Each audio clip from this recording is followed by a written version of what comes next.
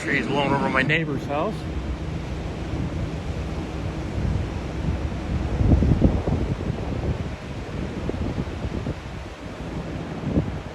Naturally, whenever you're filming it, it doesn't look anywhere near as bad. It was sounding like a freight train a little while ago.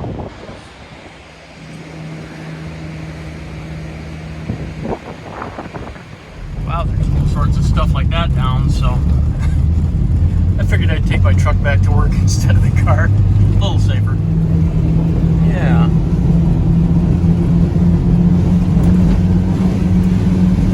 So a bunch of stuff fall down here.